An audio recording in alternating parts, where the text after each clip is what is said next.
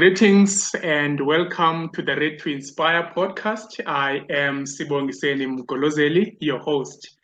As the podcast, our mission is to promote the reading culture within the African continent and beyond. And we have a vision to see each and every African home with a bookshelf. As usual, today I have a special guest. Her name is Anna Mvubu, who will be talking in details about her book titled Bringing Synergy to Your Life. Anna Mvubu is a South African motivational speaker, public speaker, life coach, mentor, and now an author. I don't want to dwell into details to tell you more about her because, as they say, it's always nice when it comes to the horse's mouth. So, ladies and gentlemen, I'll allow Anna to tell us more about herself. Anna, welcome to the podcast. And please, can you briefly tell us about yourself and then we'll take it from there? Thank you. Thank you so much, Dr. Sibo. I really appreciate the time and the opportunity to have a moment with me to discuss my book. I'm from Limpopo originally, and from an area called Polokwane. Polokwane has different sections, and I'm from Muleji, so I'm a rural girl. However, from 2016, I moved to Pretoria. So currently I stay in Pretoria West, and I'm a mother to two boys. And like I said, I'm an author. I'm also motivational speaker. I'm also a coach. Thank you. Let's start with the first chapter of your book. Perhaps you can tell us what do you mean. It's titled The Backdrop. That's your first chapter. We'll dive in each and every of these chapters, but we want you to tell us more about them. Perhaps you can start by telling us what do you mean by the backdrop? Obviously, speak about your background. Maybe you can start us off by telling us your basic education from primary all the way to high school. And also don't leave the part about maths and how your family instill the love of maths, your parents into all their children. And then you can take us up to where you are now in your career. Okay, thank you so much, Dr. Sibo. The backdrop is mainly the background about where I come from, but also the background of the book, the backdrop of the book, because the book has a story. And that story, I'm starting it from my background, how I was raised. And I'm actually from Limpopo province. I'm a Pedi girl, and I'm from a family of 6 people. So 4 siblings and 2 parents, both of our parents had small businesses, and our father was working. He had side hustles. My mother was a housewife, but everybody at home loved maths. We still do. And in that regard, it was just a pressure on side of my academic performance. I was doing very well in my primary school, and when I went to secondary, I was performing outstanding, and in that regard I got a reward, and that reward was a promotion from grade 7 to from grade 9 to grade 10. So at the time it was standard 7 to standard 8. All right, so I spent 4 years in secondary school. It was just amazing to me, and I finished my matric while I was 16. Wow. And it was so beautiful to go to secondary at 17. Before I experienced a lot of things, I was in secondary, and at the time I received Jesus as the Lord and my Savior. So I identified myself with Christ when I got to tertiary level. However, the funds that was available at the time, because it was sponsored, my tuition fees were sponsored by a sponsor from church and my parents, it was not really sufficient enough to take me to the second year of my tertiary level. And I dropped the following year, meaning I took a gap year. So after I took a gap year, I was looking for bursaries. I often went to town because I'm from the villages. I often went to town to the library to read, to research. And at that moment, I was also looking for a job. And fortunately, I went to check one of my friends, and I saw that they have advertised the positions. I asked further, and they said they're looking for people. And I submitted my CV the following day, and the other day I was interviewed and secured a position of a loan consultant. So it was a contract position. And I worked very hard. And later in a year, I got a permanent position. So I started working in the bank. It was so beautiful. But that transition, and why I am naming that a backdrop, it is because it has brought about this book. Because when I was going to work, I was using a bus. And that bus made me to meet somebody. And we'll discuss about that person. Now, out of all what you have just shared with us, what do you think was the main reason or main inspiration behind the book? The main inspiration is just to give hope, Dr. Sibo, to say in life, or whatever you are planning, sometimes you may plan and you may not achieve whatever you want to achieve because of circumstance. In a case you find yourself at that point, rock bottom, don't allow yourself to be there. You can pick yourself up. You can set another goal, another vision, another purpose for your own life, walk with it or run with it and achieve. Particularly, I'm talking to the people that have divorced as well. I'm including them because I have also divorced. And in my process of being divorced, I lost everything that I worked for. And I'm saying, you know what, you should not lose hope after that has happened. You lose a lot in the process of divorce. Whether you lose your status in the first place, you lose so many things. And the other important thing is that other people lose themselves in the process. And my main idea is that if anything happens, either you lose your job, you lose your child, you lose whatever, you can start from zero scratch, build yourself up and achieve. And I'm a witness. I have done that. I'm a testament today that you can achieve after you have experienced a devastating life situation.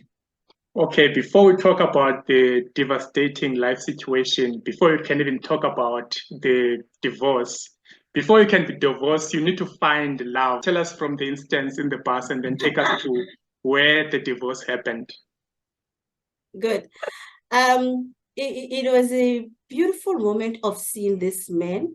I haven't seen him before. So everybody in the bus, I knew them. And this gentleman was just unique, tall, handsome, dark, slim. Hallelujah. You cannot be wrong. Yeah. And the other part that I loved as well was how he represented himself. He was looking formal. It was so cute to me. He had, I can't forget, he had a white shirt, black tie, black trouser, black belt, and black shoes. And that's how, for the few years that we stayed together, that's how he has been. And I loved how he was looking. And because I was selling sweets, like you said, I sold to many clients in the bus, including him. And for him to take out that money to buy to me, it was just like exciting, different from other customers. Yeah. And at some point, we shared a seat, a bus of a seat. We stayed together. And at that time, he greeted me like special. He asked me, how am I doing? Most of the time when we greet people, it's good morning, that's it. But with him, it was special. Perhaps it was special. Now it's no longer special because I'm like older. But at the time, it was so special to be greeted by this gentleman who is very cute, professional, and he's asking, how are you doing? And from there, like I was comfortable. Then we started having a conversation. That conversation led to us having to share bus seats often. And after some time, I think 3 weeks or so, he requested for contact details. I gave contact details. I was so excited about it.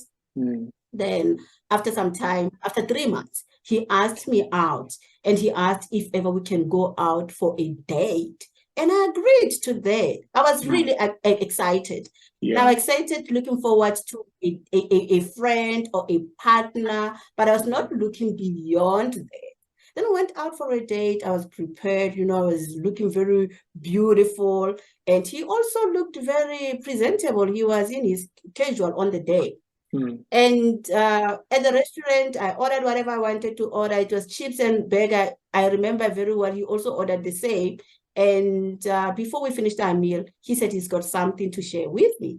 And in that, he said he has planned his life. He has set his goals.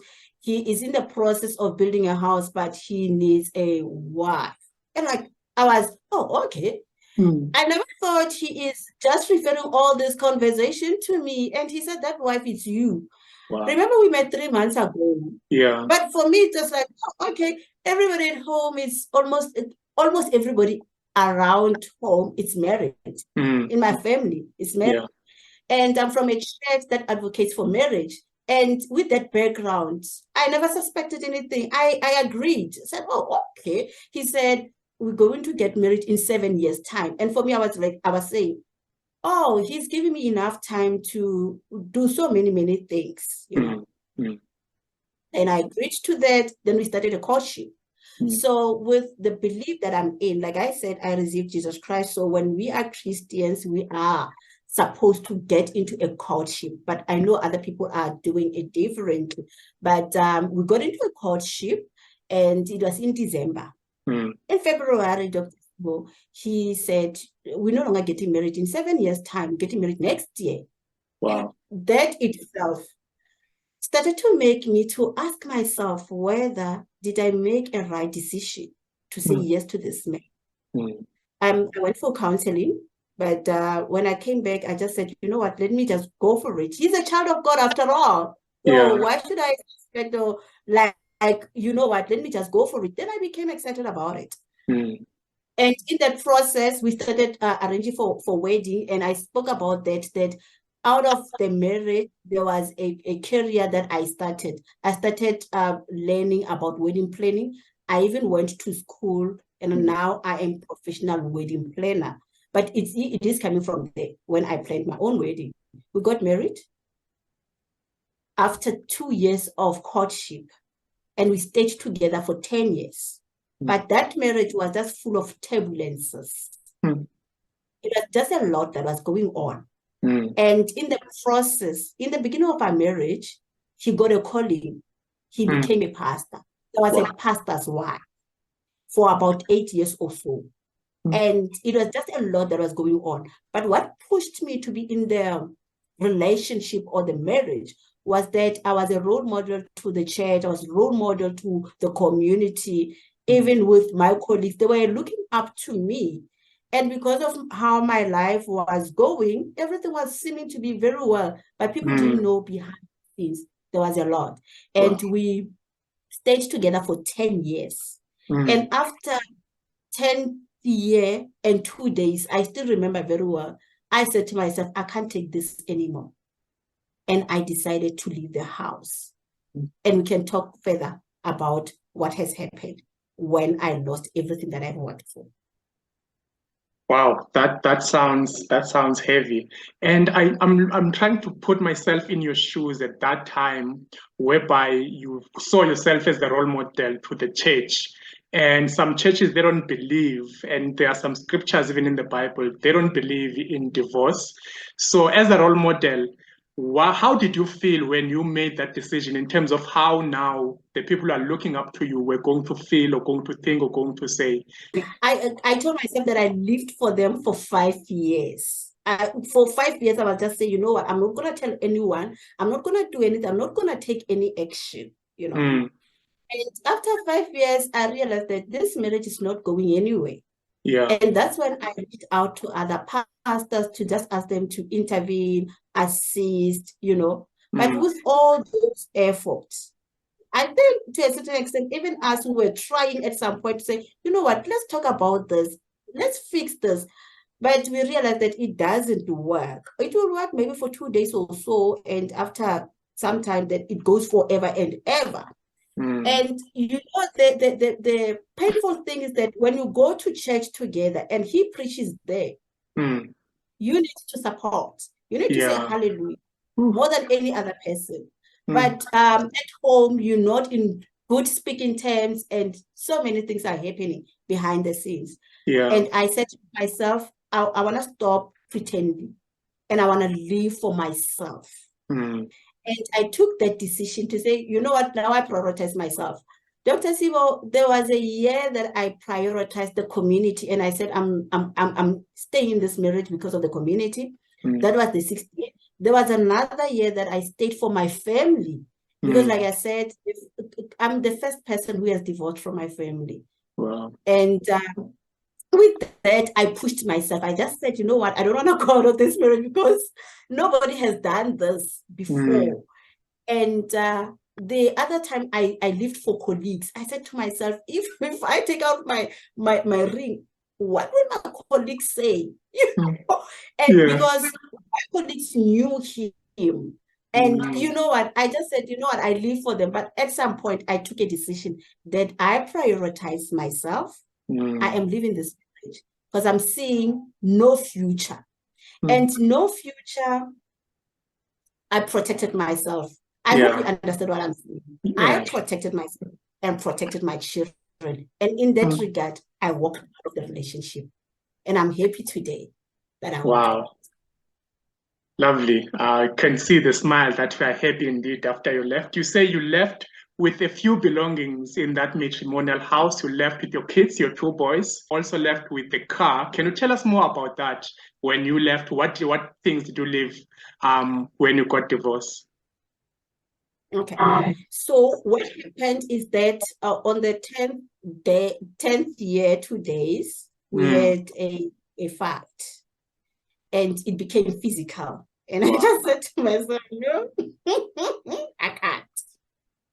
I can't because naturally I'm not a fighting person. I can't fight you physically. And I said, you know what? I am leaving. So having to leave at the time, I had my clothes and my children, nothing else, and the car, right? Yeah. I left, I went home because that was my only place that I could go to. Then the following day, when he was at work, I just asked somebody who is having a van transport to help me to pack some stuff. Fortunately, I managed. It was not easy, but fortunately, I managed to get clothes in the sack. I got my laptop. I got some business material. I was owning an events management company. So I had the client that I had to serve the following weekend. So I picked up some stuff. Not even all of them. I picked them up. We came again for the second load and he came. And we could not continue anymore.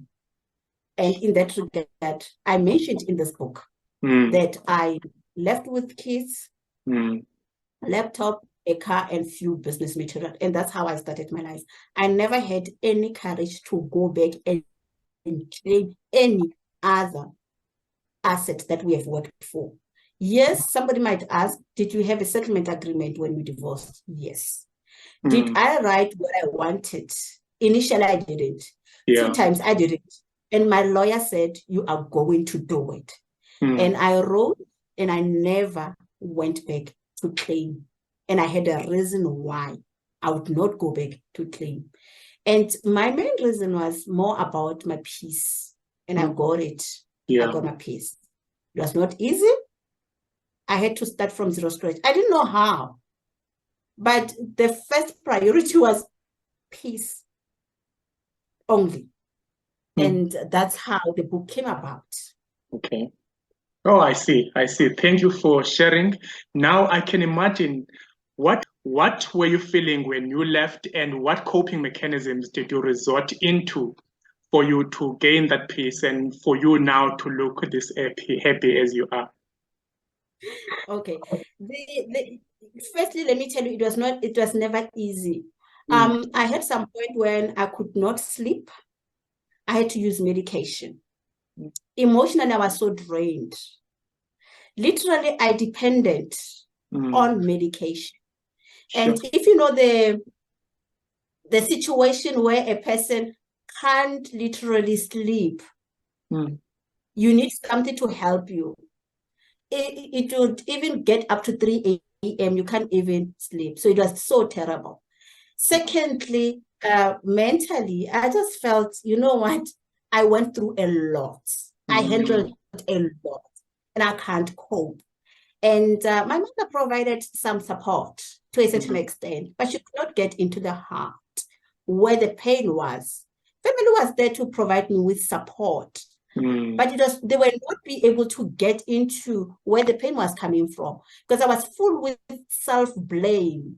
I felt like I'm a failure. I'm down and out. And I didn't want to go to people. The only thing that I could do was to go to work.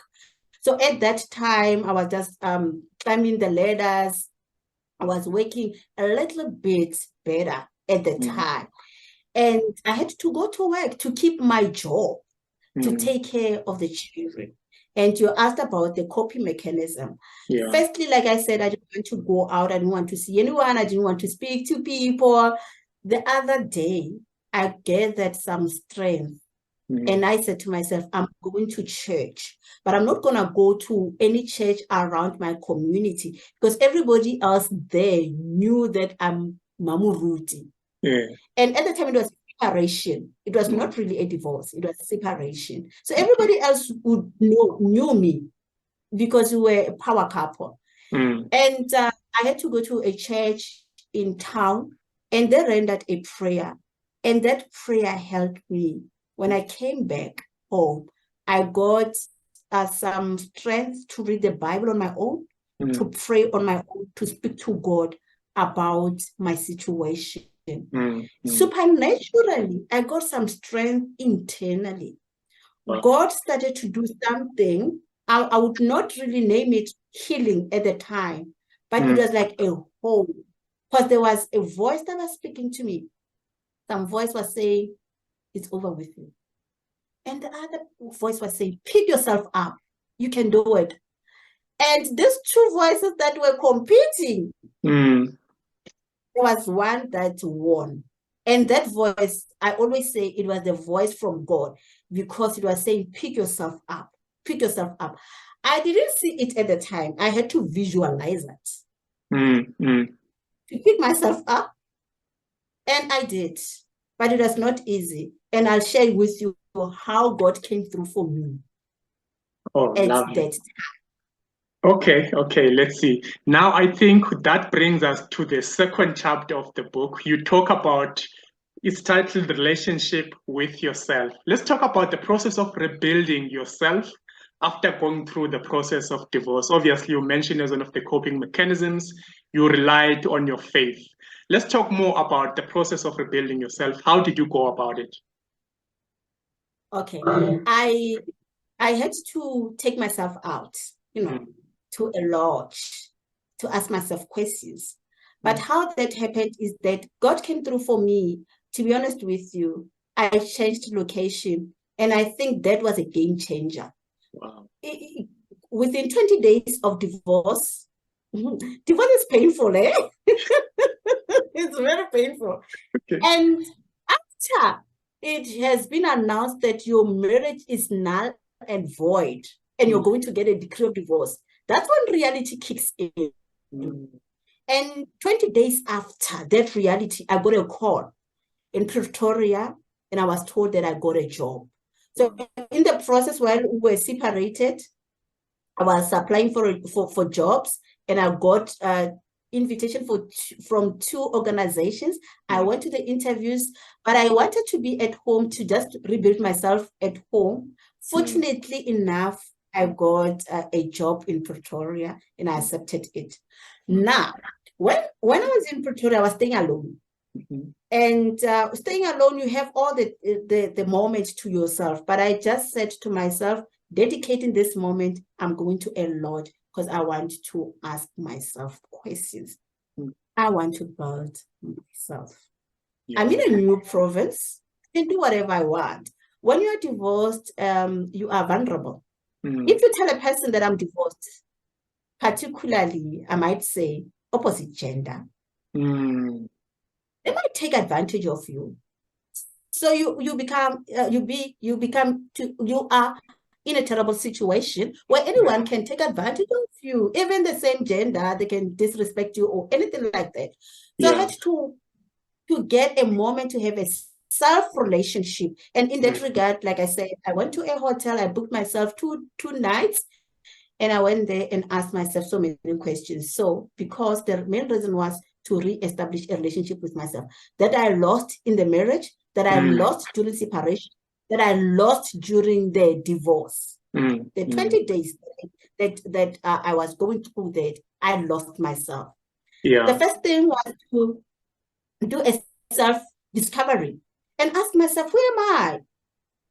What defines me? Because if I was saying that I'm a first lady in the church, I'm Mamuruti, I'm no longer that. Mm. What am I? Who am I? You know, and to have a relationship with me, I had to know me so that I can have a relationship with me. Wow. So you can't have a relationship with somebody that you don't know. So I had to get to who am I? And I had to ask myself questions. It was a process. Yeah. And I was honest with myself. Like I said in the book, I had my diary because I was very serious about that meeting. I had my pen, I had an agenda to say, I'm going to ask myself this and this and this and that. And I found out that I'm a child of God. No matter what happens to me, I'm an image of God. And that doesn't change. Ever since I was born, I've been a child of God. To this date, I'm still a child of God. And that's a definition. That's who I am. And after I discovered who I am, then I moved. And I was so confident to say, oh, okay, my Father's in heaven. He can take care of me. And I related to Psalm 23 when it says, God is your shepherd. And I said, oh, okay, I've got a shepherd. Now I can move on. And the second thing that I had to work on was, let me just understand myself. I'm not saying everything that I said in the book because people need to get the book so that they can go through this process of self-discovery and get their identity. Yeah. But the other thing that I wanted to do was to understand, who am I? And I always say, if you don't understand yourself, people will come with opinions. Many people spoke to me. They had their opinions. And I said, let them do themselves. I do me. I don't care anymore, you know. I lost the status, whatever it was, the marriage, whatever it was, I lost it. And now I do me. And it's so beautiful. I'm doing me today. I am so happy that I'm an author. I am so many, I wear so many caps, but it is only by the grace of God. The other thing is the self-empowerment, which was very important to me. I said, I've got some weaknesses that I see. Let me empower myself. And one of the things that I'm even proud of, because I'm a public speaker, is that now I'm a part of Visionary Readers.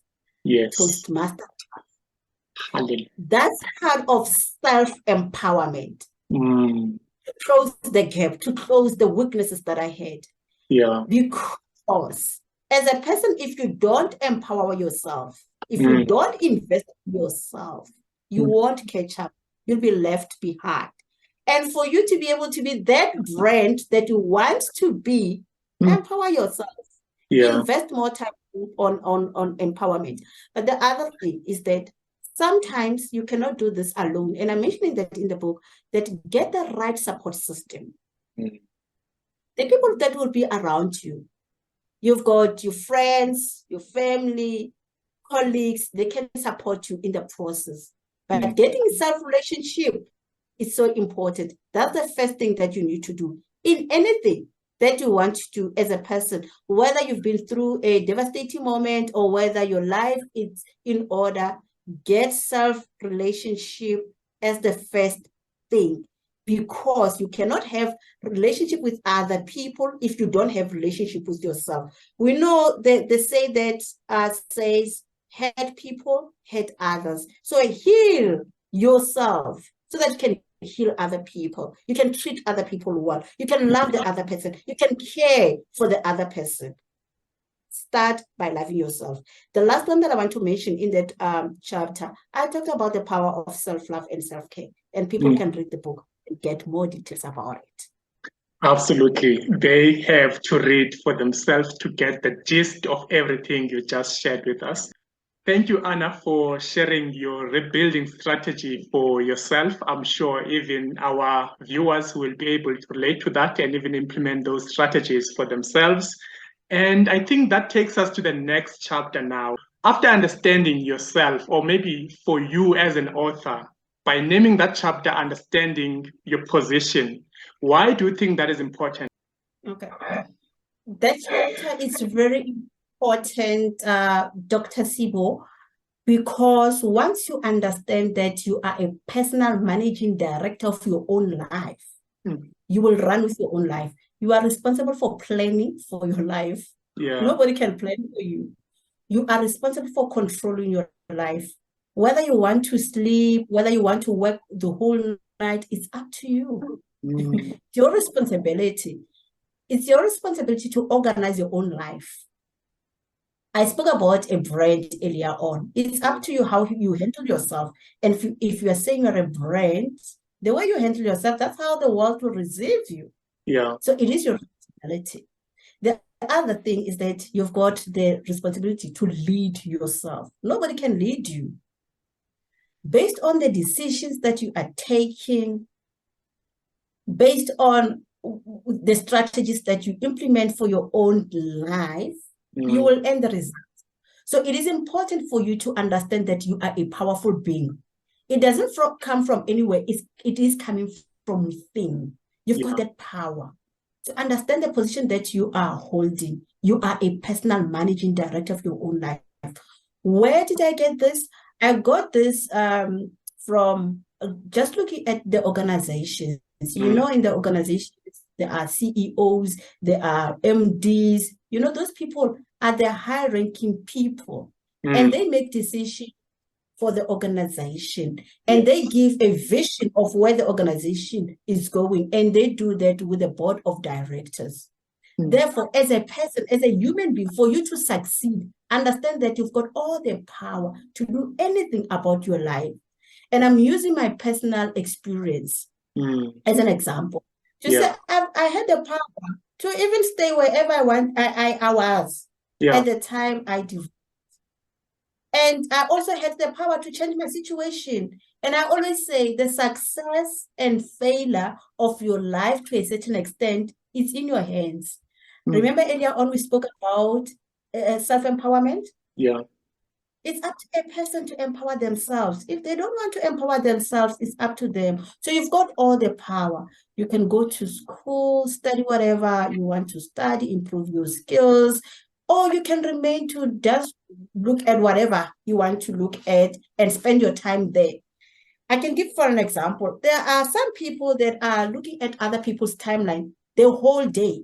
And there are other people that are making money with their time, with the same amount of time, 24 hours, all of us. And we can change our lives because we've got that power of changing our own lives. The position that you are having is so much powerful. And it comes with power. You've got the power to choose. On daily basis, are given that power to choose. You can choose not to go to work if you are an employee, or you can choose to go to work. Going to work is a choice as well. You know, given that power of choosing, then you can choose to lead your life in a direction where you are saying, I'm going to be successful. Remember, success is defined by you. It's personal. I cannot define this as success.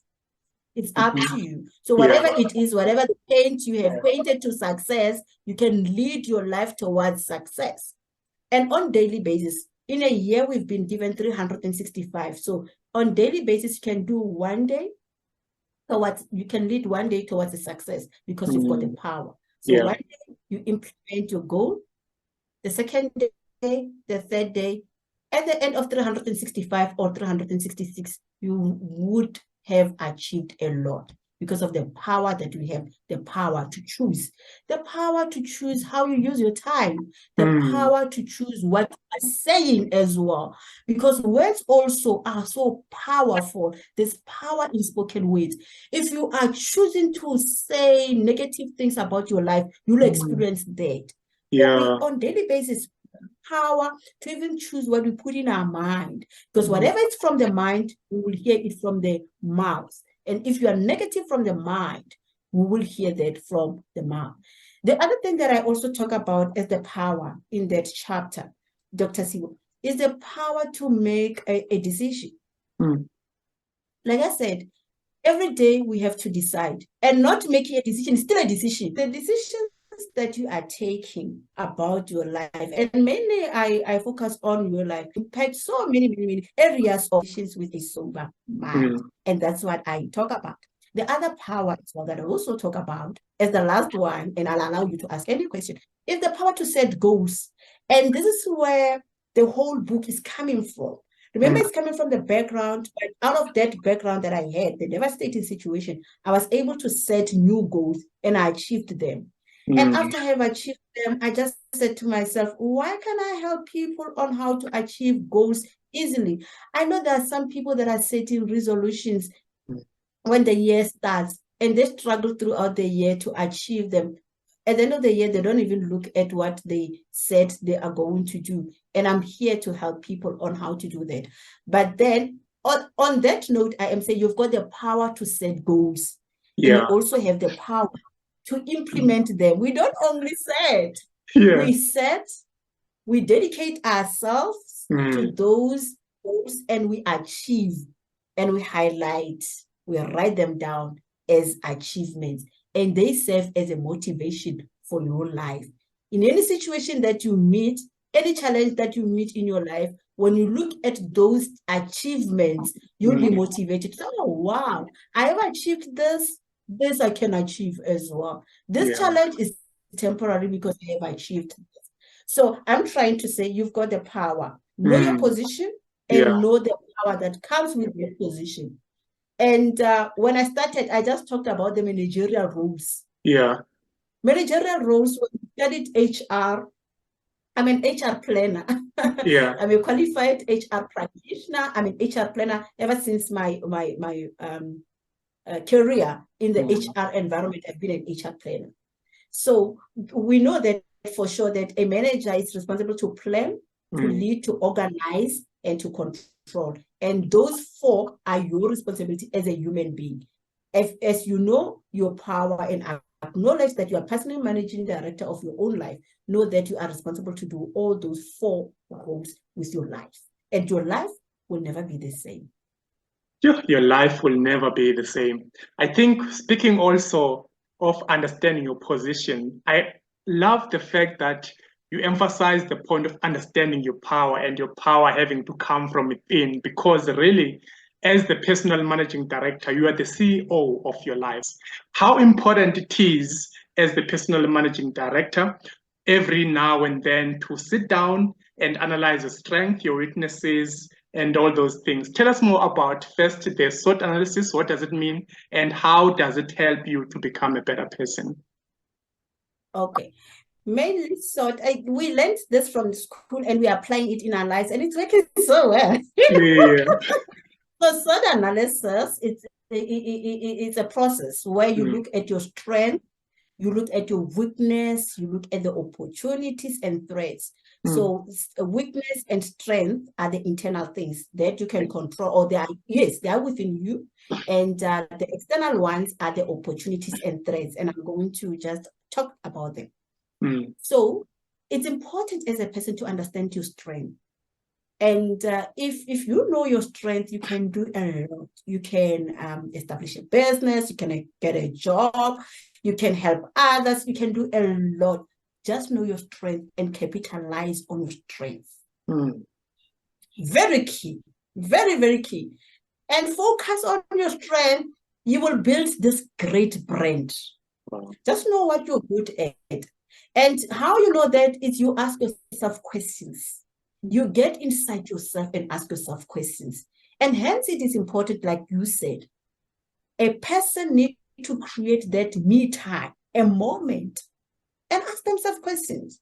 And if you don't get an answer on that day, keep on doing that. Keep on thinking. You know, the mind is so powerful. Think. Take at least 20 minutes a day deliberately to thinking. Leave out your social media or your phone and any other thing that can distract or disrupt you. And focus on thinking until you understand what your strength is. The other thing that can also help you is what people give you as a feedback. You can also know your strength from what people are saying about you. But I want to put more emphasis on the importance of understanding your strength, because it will help you. It will take you from that position where you are to a higher height. For instance, I can go back and give an example about a person who has experienced a life devastating situation, whatever it is. For you to rebuild yourself, you can rebuild yourself from your strength. Just understand what your strengths are. And people can read the book and get more information about it. But the other important thing is the weaknesses. Again, take your time to think more about what your weaknesses are. Know your weaknesses, all of us, because we are human beings, we've got those flaws. And we can always close the gap. Just know what your weakness is and close that gap. I can give an example. Like I said, I'm a public speaker, and I know that sometimes I do not really flow. I don't know other things in terms of public speaking. And I identified that as a weakness. And I said, you know what? I want to close this gap. And I went for a self-empowerment program. And this is what I explained earlier on. That's when I joined Toastmaster to close the gap. I'm in the leadership position. Toastmaster is helping with public speaking. It's also helping with networking. It's also helping with leadership skills. And this is what I'm explaining to people and giving an example to say, identify those weaknesses, close them. It's so easy because it's internal. You are in control. You can close it. You know. The third one is understand the opportunities. Like I said, opportunities are external. This is an opportunity. And I'm not taking it light. So I am saying in the book that it's important for you to identify opportunities and grab them with two hands. Dr. Sibo, when I got an invitation that you want to have some moment with me to discuss the book, for me it was a great thing because I know the power of an opportunity. In the book, I mentioned that I almost lost a lifetime-changing opportunity. When I got a call from Pretoria about a new job, I almost declined the job because in my thinking, I wanted to re-establish myself there. Perhaps maybe I wanted to say, yeah, I want to establish myself here so that this person can see that I have achieved. But that was not God's plan. And I almost declined. And I don't know if I declined that position, where would I be currently?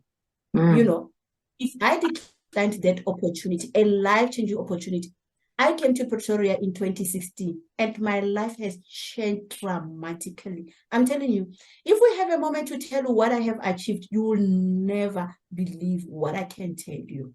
There's a lot that I have achieved that normally you would not really achieve.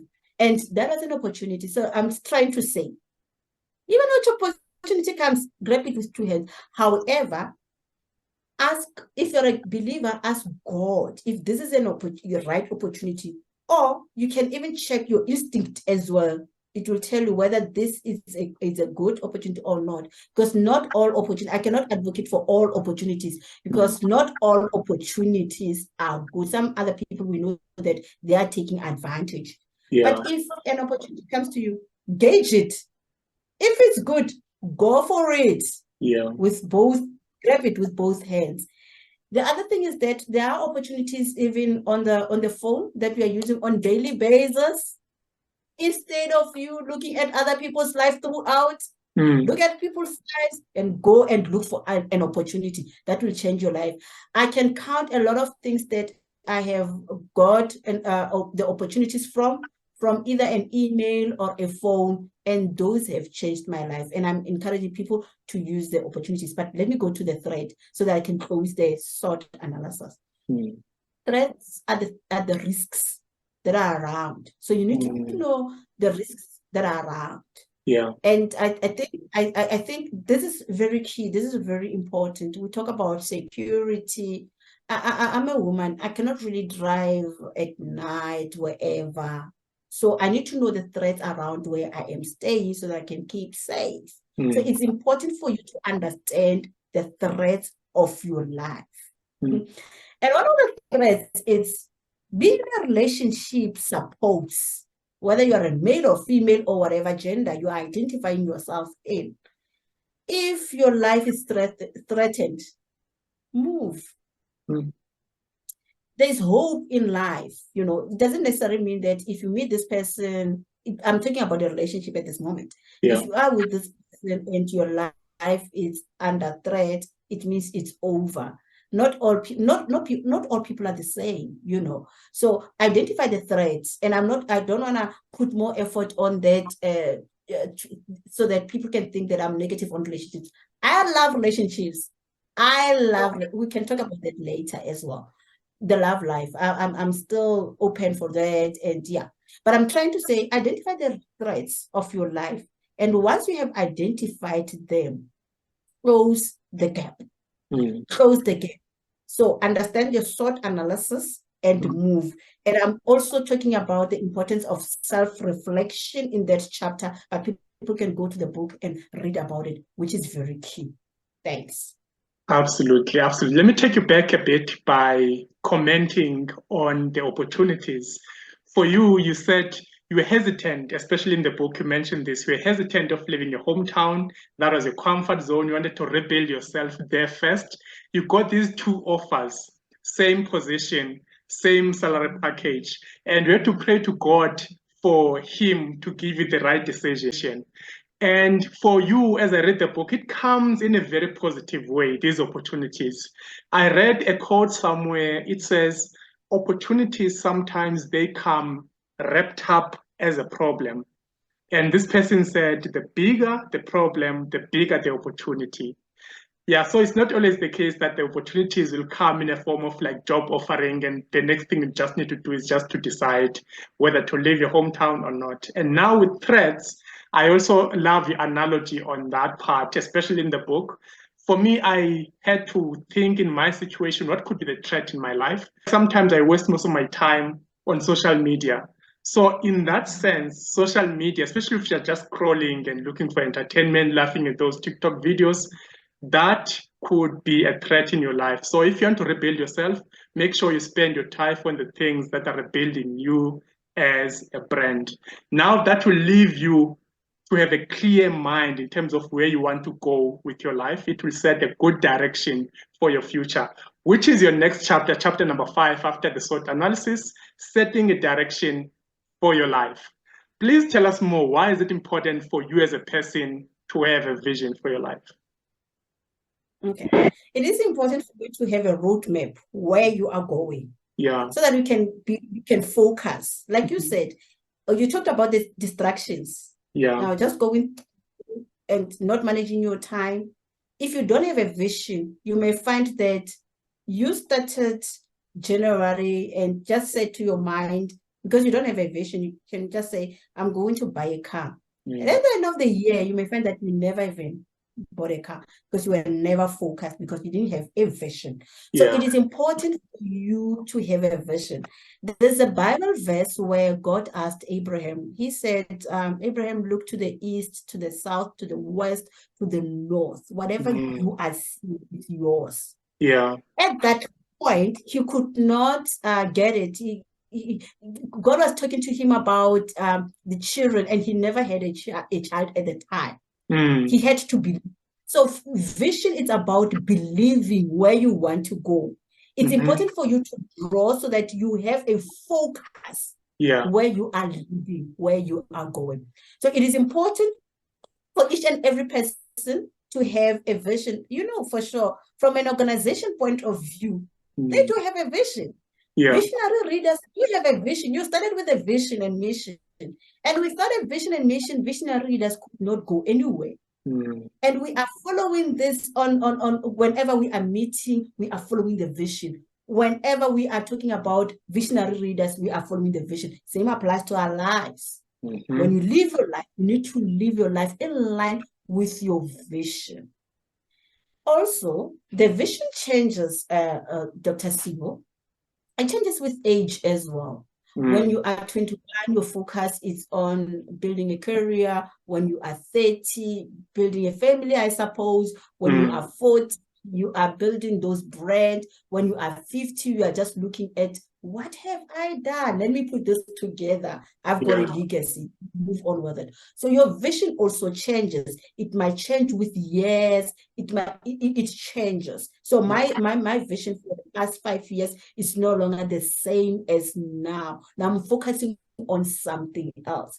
It's based on age. It's also based on where I am in terms of life. So it's important for a person to have a vision within the strategic plan document. And I wish I can get time to talk about a strategic plan document, which is a document that will guide you on how you are going to live your life. Remember, we spoke about processes, and the first process was re-establish a self-relationship. The second part, we also talked about understanding your position. And those, you don't just do them, you do them writing. So that you refer yourself one time and again, you are able to refer somewhere. And you refer to a document called strategic plan document. But in the strategic plan document, because you asked about vision, you include vision there. And I would like us to talk about the strategic plan document, which is very key. Okay, that's good. I think it's very clear how you write the strategic plan document in the book now. Let's leave the readers to go and find out and read how to draft their own strategic plan on themselves after reading the book. You are very big on writing everything down, and this also includes your goals, obviously. Now, that brings us maybe to the point of after you've wrote everything down, every plan that you have for your life, why is it important to bring everything together in a very balanced way, which is now the title where the title of the books comes in, bringing synergy into your life. Firstly, you defined in the book what is synergy. Maybe you can start there and maybe explain different aspects of your life that needs to be in sync so that these magical things can ensue in your life. Thank you, Dr. Sibo. Synergy means collaboration, bringing things together so that your life can be synchronized, syncopated, everything being together. Because we don't want to see a person doing very well in church in terms of their spiritual life, but they're failing at home, or they're failing at work, or they're failing their business. They're not keeping to their promises to their client, or they're not giving quality services to their client, or they are in debt. But in church, it's hallelujah, Hosanna. So we also do not want the people that are doing very well at work, but they cannot manage their love life, So it is important for us as human beings to look at all areas of our lives and ensure that we provide attention to. And this is where, like you said, where the book is coming from. It is coming from an element of saying, for you to live a meaningful life and also live a goal-achieving life, look at all areas of your life and balance them. And yesterday I had a discussion with one of the readers, and I was saying, we looked at all the areas of our lives, 12 aspects of life. And there's one that is really beyond a person's control, and that's love life. And we'll talk about it because love life, it requires the other person. And I'm talking about the relationship, love life. It requires the other person. But the rest 11, it's up to you to balance them. Tell us more. How do you set goals in all these different parts of your life, and how does that make you or help to have a life that is in sync, that is synchronized, and that is well balanced in terms of life and work? Okay, thanks, Dr. Sibo. Firstly, is that you need to write them down. You allocate all of them, either it's 5 or it's 12, all of them. Like I said, give them attention. So for your spiritual life up to your community life, right? What do you want to achieve this year? What do you want to achieve in the coming 3 years? What do you want to achieve in the coming 5 years? So have those goals down. And the most important thing is timing. Just put timetable against each goal. And again, what is the action as well? So the whole process, like we are saying, when you plan your life, you write them down. You put them somewhere where you can see them. and you implement on daily basis, just one day, 1% only towards any. You can choose your health life, for instance, physical life. We talked about going to the gym or watching your diet. Watch what you eat on daily basis. Simple. Yeah. Your sleeping time. Look at that according to your goal, and one day at a time, one step at a time. You don't have to put more goals or 20 goals all at once. Just small chunk. At the end of the year, you would just be surprised with what you have achieved. If it's your financial life, be disciplined. If you have to pay your debts, be disciplined and pay those debts. At the end of the year, when you look back, you will see a difference. But the most important thing, I loved how you came up with Habakkuk 2 verse 2. I didn't include it deliberately because I'm using it on daily basis. When I write in line with Habakkuk. You write it down. Whoever reads it may run with it. So when you see it there, there's supernatural power. Whether you believe in God or not, when you write something and implement it, there's this power that comes with it. So I would emphasize the importance of setting goals in terms of writing them down, implementing. If you write them down and don't implement, you're not going to achieve. Absolutely. Write them down, implement, achieve them, and highlight. Just tick them. And in the book, I just gave the strategies that you can just use to get your goals easily achieved. Very, very easy. Just get a copy of Bringing Synergy to Your Life. Read it for yourself. There are a lot of strategies that can apply to your life, that can be suitable to you, that you can implement and achieve goals.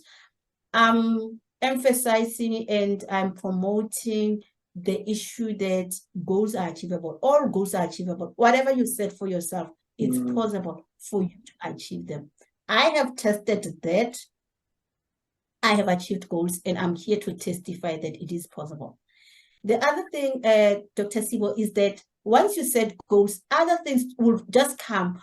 In a Bible format, we'll just say it's blessings. Some blessings will just come. You just get answers to other goals that you just said. You will just get answer to, For instance, there was a time when I was in debt and I had a balance. I returned one of the cars back because I could not afford. And I owed something about like 93,000. And I tried to pay a little bit. And at some point, it was written off. My debt was written off. That was supernatural. Wow. I wrote it down. And at some point, I just received a call and I was told that the debt is written off. So I'm trying to say, once you write them down, spiritually, it's like it shows that you are intentionally looking to achieve this. And when you are intentional and working towards it, God will just meet you halfway. That's what I believe and you will achieve. So continue writing them down, looking at them on daily basis or whenever. But on regular basis, look at those goals. You will definitely achieve. I'm telling you. I can attest to that as well. I love your strategies because they spoke to me specifically when you said, in terms of how you write them down, you use the SMART acronym. They must be specific, measurable, attainable, and all those things, and also time-bound. And I don't want to go into details because, your readers must go and buy the book and read it for themselves to learn how they need to write down these goals. And maybe as a bonus point to your strategies is to also for them to look at their achievements, because the achievements will make them realize, actually, I'm capable of even achieving these goals I've set for myself. And for you said they don't have to be more than 20. If they are 10 in a year, that's enough because you'll be more focused. So thank you for sharing all those strategies in the book.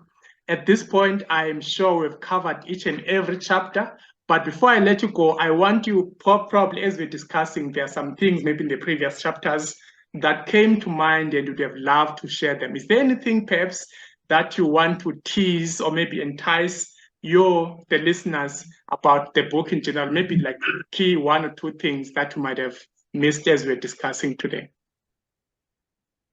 Dr.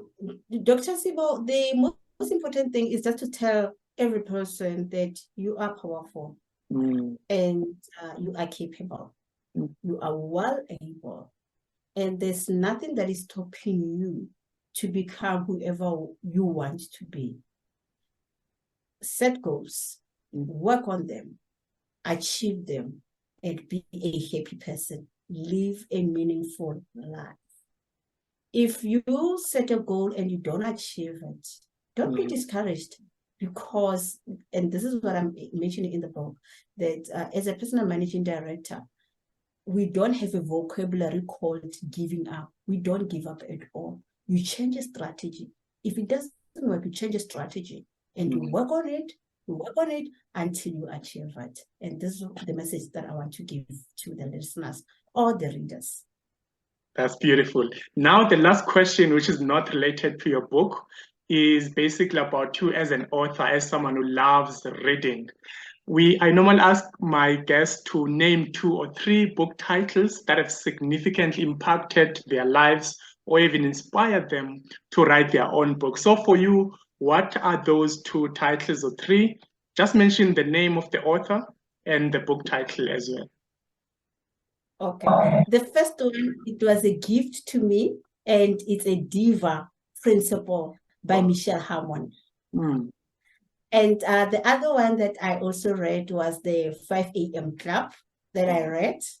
And I said, oh, I can implement some of these things. And once I have implemented them and I saw that they are working, and I said, you know what, perhaps I can write a book. And the other one was about the purpose from Dr. Miles Monroe. I read a lot of books from Dr. Miles Monroe, and the purpose of your life was the one that said, you know what, I have a purpose in my life, and I can just put together a book and assist people in terms of how to put their life together, and using my own experience, of course. Lovely. Last question is a yes or no question.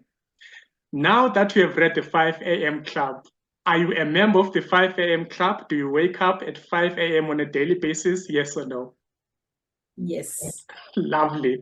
Thank you so much, Anna, for your time. It was mind-stimulating to sit here with you and discuss your book. And I'm sure the listeners will love this episode, and even they will be inspired to go and get themselves a copy. Thank you so much for your time. It's a pleasure. Thank you so much. Thank